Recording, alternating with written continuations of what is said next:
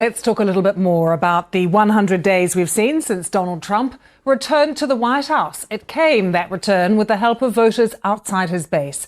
Many were concerned about inflation and the economy. In the end, they decided to give the billionaire from New York another turn in the White House. But latest polling figures suggest the president's approval rating has dropped, and it has dropped to its lowest level. His poll numbers could be lower, in fact, than any past president at this point in their term. The survey found that 39% of respondents said they approve of how Trump is handling his job as president. 55% say they disapprove. And to put that in perspective, the previous low was 42%, and that was for Trump back in 2017. On specific issues, 72% said they think it's very or somewhat likely that his economic policies will cause a recession in the short term. And even on immigration, a signature issue for the president, 53% disapprove of the way he is handling things. So let's get into all of this with US pollster and author John Zogby, who joins me now. It's so interesting, some of the detail, John. All right, friends, welcome back to Dr. John Podcast family. James Carville shocked Washington by predicting Trump will resign next spring, then doubled down with reasoning about a president buried in subpoenas, exhausted and isolated. Whether the prediction is right or not, the fact that millions could actually see it happening is the real story. The irony of the Carville prediction is that it went viral, not because people believed it would happen, but because it tapped into something deeper, a collective intuition that the presidency has become unsustainable under the weight of its own chaos. The strategist's analysis cut through the partisan noise and painted a picture of a leader who has reached the limits of human endurance, a man who campaigned on strength but now finds himself weakened by the very institutions he sought to dominate. Carville pointed to the mounting legal pressure, the constant stream of subpoenas targeting everyone in Trump's orbit, the endless cycle of scandals and investigations that have made governance a grind rather than a triumph. And I'm hoping you can shed some light into some of those figures that I just shared with our viewers, particularly whether or not we're looking at the independents, those that are perhaps experiencing some buyer's remorse, who have responded to this survey saying they're not happy with President Trump. I think that's the key phrase, buyer's remorse. He lost independence to Joe Biden in 2020, and in 2024 he won among independents, but now he's 11 points upside down among independents, double digits. That means he's lost a considerable amount of them, and it also means that it's the difference between having won a majority of the popular vote actually in 2024 and now being upside down in the popular vote. And John, is a lot of this down to the fact that people are unhappy with how he's handling the economy? It has a lot to do with that. And the ironic thing is that the impact of inflation has been reduced in actual terms. The growth of inflation is down, and yet consumer confidence. He described a life of misery, a presidency that has become a prison rather than a platform, and asked a question that has lingered in the minds of many observers. Why would anyone willingly endure this? The prediction was never really about predicting the future. It was about naming a condition that has become increasingly visible to anyone paying attention. The exhaustion of a leader who has spent years fighting everyone and everything and is now running out of people to fight. The clickbait industrial complex seized on the Carville prediction and transformed it into something far more sensational than it actually was. Within hours, thumbnails appeared across social media claiming that Trump had suffered a psychotic meltdown, that the Senate was formally demanding his resignation, that doctors had diagnosed some kind of mental breakdown. All of it was false. None of it was documented. The so-called psychotic episode was a metaphor used by a New York Times opinion writer to describe policy chaos. Donald Trump is reportedly preparing one of the biggest security overhauls around the White House after claiming Iran wanted him assassinated. New fences, tighter security zones, and restricted public access could soon transform one of America's most iconic public spaces. But critics say the move isn't just about security. They argue it's turning the people's house into a fortress.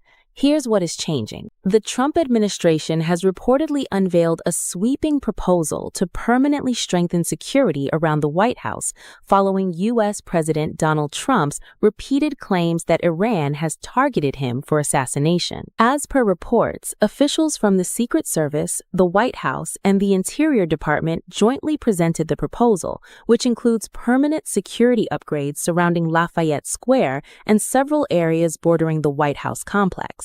The centerpiece of the plan is a new permanent fence standing between 8 and 9 feet tall around Lafayette Square. It would replace the temporary security barriers currently in place, with phased construction expected to begin as early as next year. During the Iran crisis, not a medical diagnosis. The Senate demand for resignation was a complete fabrication, with no formal resolution on the floor and no official action of any kind. The whole thing was a house of cards built on sensationalism and designed to harvest clicks rather than inform citizens. But here's what makes this story genuinely important. The real, documented, verifiable record of Trump's behavior under pressure is actually more damning than the fictional version. The truth is scarier than the clickbait. And that truth is what this channel has been documenting for 18 episodes straight. The verified record reveals a president who, every single time he finds himself cornered by scrutiny, detonates in public and turns on his own allies. We have watched it together throughout this series with receipts that cannot be disputed. Real is a documented years-long pattern of behavior that follows a consistent template: challenge, escalation, attack, burn. Real is United States senators from his own party getting screamed at behind closed doors and called lunatics just days ago. According to documents published by the Commission of Fine Arts, the goal is to improve long-term security while preserving the historic identity of Lafayette Square and maintaining public access wherever possible. But the proposal goes much further than one fence. Officials are also considering installing additional barriers near Pennsylvania Avenue and at the intersections of 15th and 17th Streets Northwest, creating new security checkpoints around the presidential complex. Sources familiar with the proposal told the Washington Post that the Secret Service and the White House would retain authority to shut those gates whenever security threats emerge, allowing them to quickly block pedestrian access directly in front of the White House. The expanded security measures come just days after Trump made fresh claims that Iran may still be attempting to target him. During this week's NATO summit in Ankara, Turkey, Trump hinted that new intelligence provided by Israel suggested Iran remained a potential threat. Real is the senior senator from Connecticut going on national television and declaring that the biggest threat to this country is the President of the United States trying to destroy American democracy. Real is that same senator warning that if the upcoming election goes wrong, it might be the end of our democracy. Real is a genuine repeated history from 2017 and 2021 of senators officially calling on this man to resign on the record by name. And real is the Carville prediction sitting on top of it all like a lit match on a powder keg, a warning about where this trajectory is heading, whether anyone wants to admit it or not. The distinction between diagnosis and behavior is crucial to understanding what is actually happening. Nobody outside a clinical setting can tell you what is going on inside Donald Trump's head. Not the doomers, not the defenders, not the armchair psychiatrist posting thumbnails. Those concerns appeared to spill over into another unusual moment involving Air Force One. After leaving Turkey, Trump unexpectedly abandoned his newly introduced $400 million Qatari-gifted Air Force One and instead boarded the older presidential aircraft for the return journey. The last-minute aircraft swap immediately sparked speculation. Were you aware of any credible threat by Iran against Air Force Well, I have a One? threat all the time. I'm number one on their list, probably on a dangerous way, because of the sleaze bags that we have to deal with. I mean, if they ask you to close your windows, probably they feel that. These are sick people. So I could see something like that.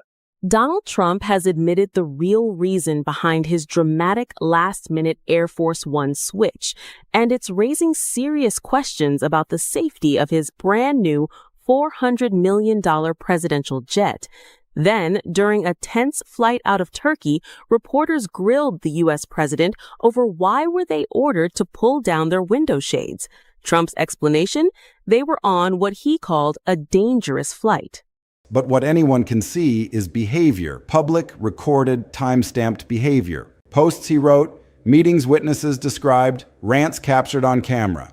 That's the file. And here's why the distinction matters. When you claim a diagnosis, you can be dismissed, fact-checked, laughed off, and the whole conversation dies. But behavior is undeniable. Nobody can debunk the death post. It's right there. Nobody can debunk the canceled signing ceremony. Congress watched it happen. The behavior file doesn't need a doctor's note. It just needs a calendar and a straight face. And by the end of this story, the straight face is the hard part. The stakes here aren't gossip. The question underneath all of this, the one Carville's prediction and the senator's warnings are really asking, is brutally simple. How does the most powerful man on earth behave when he is losing? Because he is losing on a lot of fronts right now, and we've covered everyone. Approval in the 30s, a war deal hanging by a thread, tariffs struck down by his own justices, a housing bill hostage crisis blowing up in his face, allies calling him a fabricator, podcasters defecting, and a midterm election 4 months out that his own speaker warns could bring impeachment. The pressure is rising on every gauge, and how a president behaves under maximum pressure isn't a personality question. It's a national security question. It's your question. The meltdown file is extensive, and it's worth walking through chronologically, because the pattern is the point.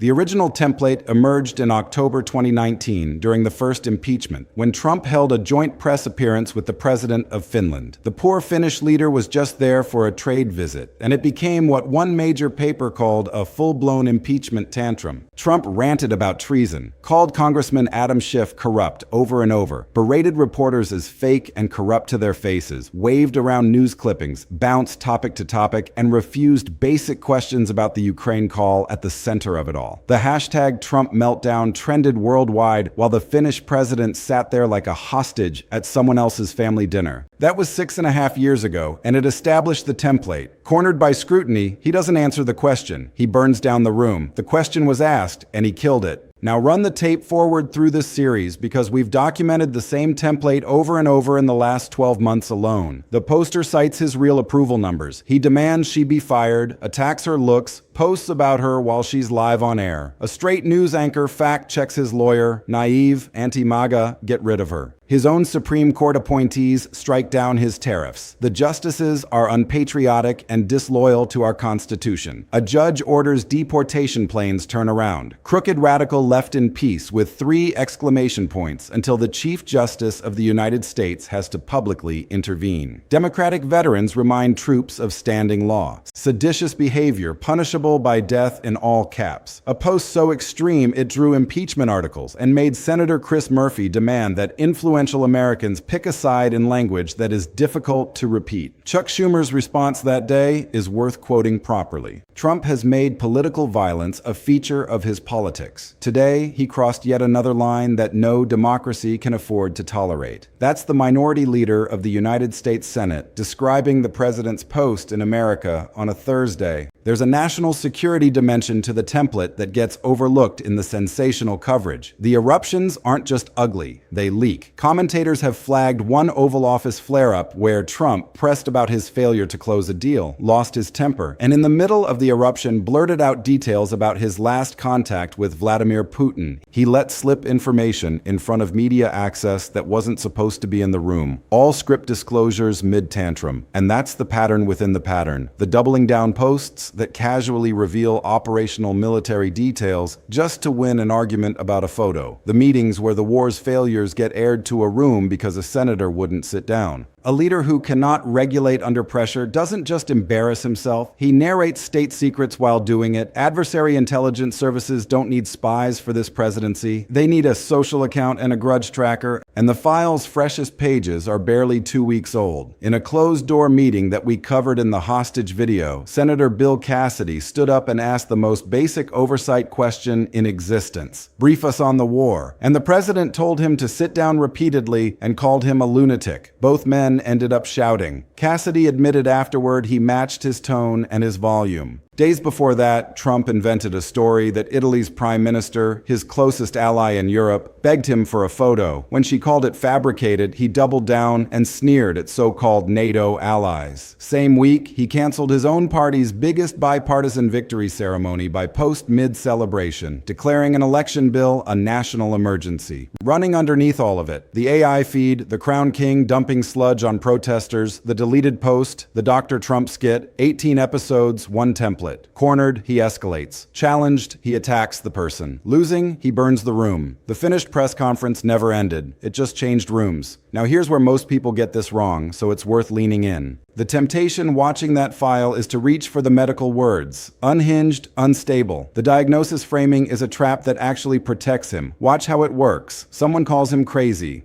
The White House says deranged opposition, Trump derangement syndrome. See how they smear him. The debate becomes a shouting match about a diagnosis nobody can prove. The actual documented behavior gets lost in the noise, and every fair question drowns alongside the unfair ones. The strong move, the move his defenders have no answer for, is to stay ruthlessly on the record. Don't say he's sick. Say here is what he did, dated and sourced, and here is the pattern. And you, the voter, are qualified to judge whether this is how you want the nuclear codes handled. That question needs no doctor. It needs a calendar. And the calendar is devastating. The pressure is spiking right now because the meltdown file only matters when the vice is tightening. And the vice is tightening on every gauge. The approval numbers scraping historic lows, with cost of living at 22%. The Iran deal wobbling weekly with his own foxhawks calling it capitulation. A Republican senator demanding briefings on a 4-week war in month 4. The tariffs dead at the Supreme Court. The refund fight festering. The replacement tariffs on a fuse. The Ukraine deadline dead. The allies in open revolt. Congress frozen by his own hostage-taking. His party fleeing town early to get away from him. The Vance succession mess, the podcaster defection, the rupture, and looming over everything, November. The election his speaker publicly warns could hand Democrats the House, the subpoena power, and impeachment number 3. Carville's whole prediction rests on that last piece. Everybody around you is being subpoenaed. Your life is miserable. He's betting the vice breaks the man. History says the man breaks the room instead. But either way, the vice is real, and it only turns one direction between now and November. The resignation file is real, and most people have forgotten it. Round 1, December 2017. Multiple sitting Democratic senators officially called on President Trump to resign over the sexual misconduct allegations against him. More than a dozen accusers strong. Their logic was a consistency argument. Their own colleague, Al Franken, had just been pushed to resign over misconduct allegations. If Franken had to go, don't you have to also say it's the right thing for the president to step down? Round 2, January 2021. After the Capitol attack, Democratic senators and even some Republicans said he should resign or be removed. Resolutions moved, urging the 25th Amendment. He served out the term anyway, was impeached instead, acquitted, and the rest is history. 2 formal rounds of resignation calls, both real, both on the record, both went nowhere. That's the file. No exaggeration needed and no fake current resolution required. Here's the fairness pass because his side has a real argument, and you deserve it straight. The defense goes like this. Democrats have been calling this man unfit, unstable, and finished since the escalator. They demanded resignation in 2017, screamed 25th Amendment for years, predicted collapse before every election, and he won 2 of them anyway. At some point, the boy who cried wolf problem is real. When everything is a 5-alarm democracy emergency, voters stop hearing the alarm.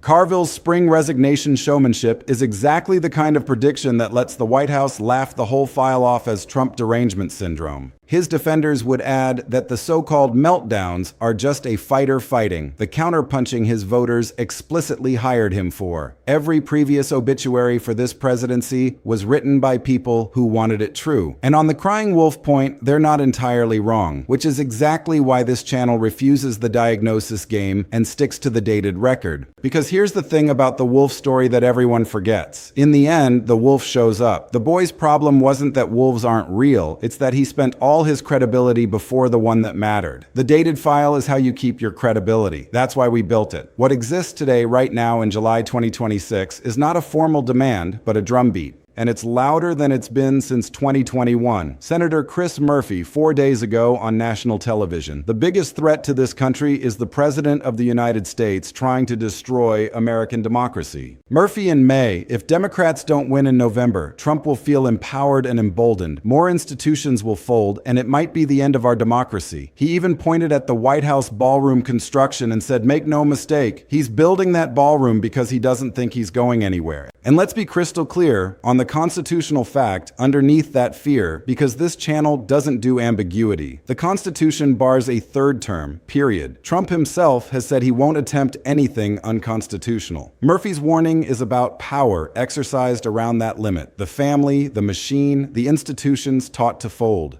Meanwhile, House Democratic leaders issue what they call urgent warnings about the 2026 elections being undermined. Murphy called this the most serious constitutional crisis since Watergate, describing a march from real democracy to what he calls fake democracy, where elections still happen like Hungary, like Venezuela, but the same side always wins. That's the drumbeat. Not resign today, but something closer to this is your last exit before the bridge. Carville is almost certainly wrong, and his prediction still matters. Let's do the math honestly, because that's the brand. Trump does not resign. It's the single most reliable fact in his entire behavioral file. The man survived 2 impeachments, 4 indictments, a felony conviction, and a mob of his own supporters in the Capitol, and never once blinked toward the exit. Resignation requires shame or exhaustion, and the file shows a man who metabolizes scandal as fuel. Nixon resigned because his party's senators walked into the Oval Office and told him the votes were gone. In this party, senators get called lunatics and told to sit down. There is no delegation coming. But here's why the prediction still matters. Carville isn't really forecasting an event. He's describing a condition. A president buried in subpoena threats, in decline, in misery, holding office because leaving means exposure. Whether that ends in resignation is doubtful. That it describes the trajectory, that part gets harder to argue with every episode of this series. The meltdown file is a fitness argument that requires zero diagnosis, and that's its power. Strip away every speculative word, and you're left with a factual question the country has to answer in 4 months. Is this pattern acceptable in the office that commands the military and the arsenal? A president who publicly demands firings of every critic, who calls his own appointed justices disloyal, who muses about death penalties for elected veterans, who invents humiliations for allies mid-war, who freezes his own government over a bill everyone knows is dead, who screams at senators asking for a war briefing. None of that needs a psychiatrist. It's all on the record, most of it in his own typed words. The founders didn't design impeachment and elections for medical conditions. They designed them for exactly this, a pattern of conduct. The remedy for conduct isn't a hospital, it's a ballot, which is precisely why every road in this file leads where every road in this series leads. The resignation talk is really midterm talk, wearing a costume. Look at what every thread actually depends on. Carville's subpoenas only exist if Democrats win the House and the gavels. Murphy's end of democracy warning explicitly hung on if we don't win this November. The Speaker's impeachment number 3 warning, same election. The hostage crisis, a fight over the rules of that same election. Even the meltdown file's next chapter gets written by November because nothing in the record suggests this man handles losing the chamber calmly. Go rewatch the 2019 Finland tape and imagine it with subpoena power on the other side. When you hear resign, hear the translation. The actual constitutional available mechanism for everything these senators fear is 4 months away, and it isn't a resignation letter, it's turnout. The founders left exactly 1 emergency exit that doesn't require the man's cooperation, and it's got a date on it. The meltdown file isn't trivia, it's predictive. Every episode of this series started as this president under pressure and ended as consequences in your life. The war that jolted your gas prices started amid rage posts. The tariffs that taxed your purchases were an emergency tantrum in legal form. The housing bill lowering your cost is hostage to a grudge. Right now, the allies who share your defense burden are pricing in his volatility as we speak. How a leader behaves cornered is not celebrity gossip. It is the operating system your economy and safety run on. The file says the pressure is about to hit levels this presidency has never seen. You are not a spectator to that stress test. You're cargo. Read the file accordingly. Who benefits from the fake framing, the psychotic thumbnails, and phantom Senate demands? Same answer as always. The clip farmers harvesting your fear. And the White House, weirdly, every debunked crazy claim lets them dismiss the entire documented file as derangement. The inoculation trick we've exposed twice now. Who benefits from the honest version?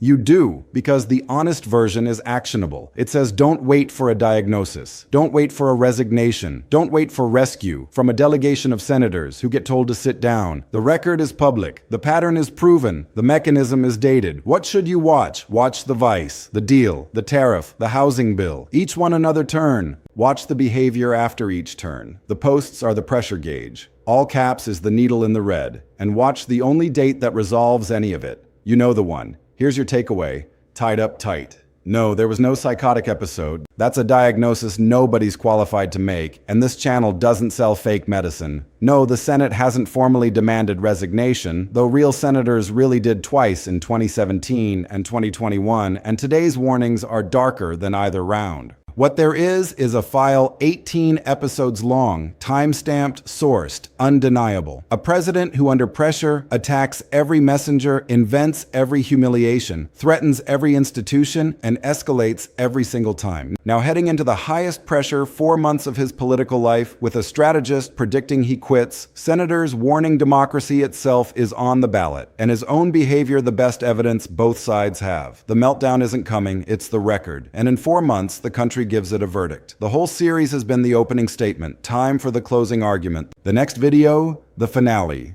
November. Every thread, every file, on the ballot. The whole series has been the opening statement. Time for the verdict.